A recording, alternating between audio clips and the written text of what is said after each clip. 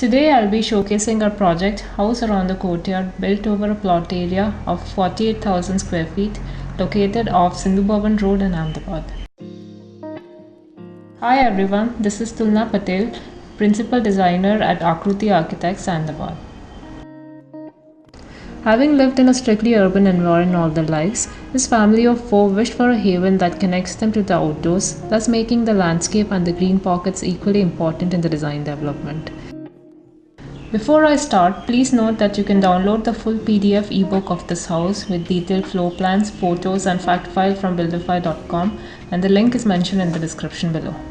The site was a huge plot with 3 lush neem trees and an access road on the northern edge of the plot. The existing neem trees served as reference points for deriving the approach. The spaces inside are grouped around a high courtyard which becomes a center for surrounding spaces to organically flow into. The house opens out to the expanse of a large garden on the north. The north-south spine through the central high courtyard connects the interiors and the outdoors, thus blurring the barrier between the two. Ancillary spaces like the temple, barbecue, parking, and the quarters are loosely organized in sync with this active north-south spine. The temple has a direct visual link to the courtyard. The entrance gate in the northeast corner of the plot, flanked by security and utility rooms, leads to the promenade towards the house. A trellis in Brazilian ipe wood with hanging brass lamps links the two units. Similar wood trellis becomes a consistent design tool to link ancillary structures to the main building. The promenade itself is a landscape path leading to the arrival roundabout with a large tree. The greens here are punctuated by a water body and large clay pots. The vast expanse of the lawns to the north acts as a foreground to the unassuming built form. A pivoted main door in sawn teak measuring 7 feet by 10 feet opens up to the vestibule with a bench and a subspace that reveals the showroom through a slate window. The double-height courtyard is a central unifying volume with connections to the dining area, living room, drawing room, and the bedrooms on the ground floor. The central volume tries to bring in the sense of a traditional open-to-sky courtyard through its terrazzo floor paired with Jaisalmer sandstone and the crafted teak and cane furniture. The exposed concrete fin with an abstract artwork is a backdrop for the open riser staircase in teak and mild steel. The square openings in the concrete fin at the lower level strategically frame the distant temple to the west. The courtyard is housed under a curved roof swooping towards the north, bringing in abundant daylight to the core. The slit window to the south on top lets out the warm air, ventilating the inside. The interiors thus become a connected volume at both the levels through the courtyard, while the north-south spine extends the indoors to the greens outside. The dining area has striated wall paneling in shades of grey, white, and ochre stained MDF, with the table custom made in teak and granite. The dining area further opens out to the barbecue on the south, which is a distinct structure in exposed brickwork. The barbecue area with a pizza kiln, a breakfast counter, coffee tables, and a 6 feet long teak swing make for an ideal dinner setting with friends or a barbecue with cousins, or simply a solitary evening chai on the swing. The central courtyard sequentially extends to the living room in the north, a semi-open veranda, and finally to the expanse of the lawns. The living room is a cozy family space with grey stuccoed walls and slatted teak wall paneling. The slats of the paneling are complemented by the baffled ceiling which conceals the fans and the light. The drawing room is an extension of the courtyard with the Jaisalmer and pattern terrazzo flooring and the walls in a green stucco finish.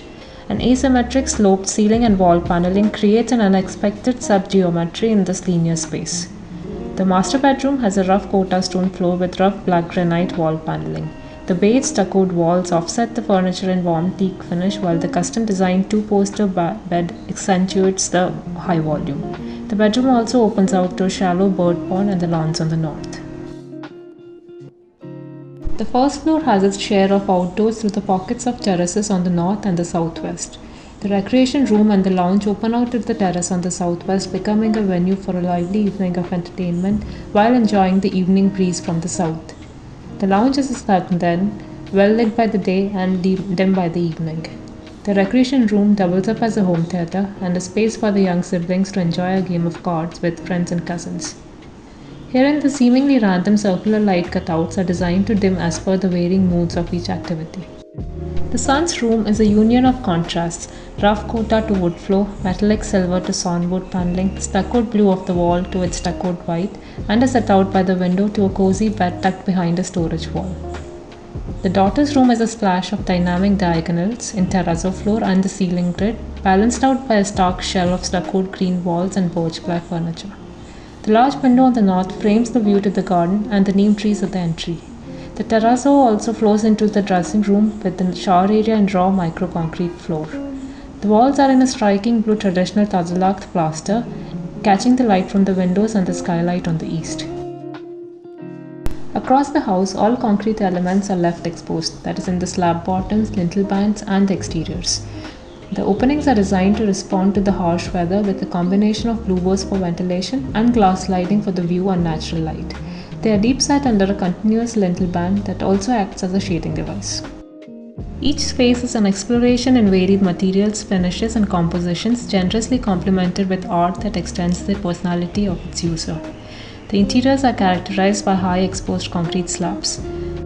We believe in making homes that are culturally rooted and relevant to the times and the climatic context. Most importantly, the resultant spaces should be a reflection on its users' needs and aspirations. This house is another expression of this belief.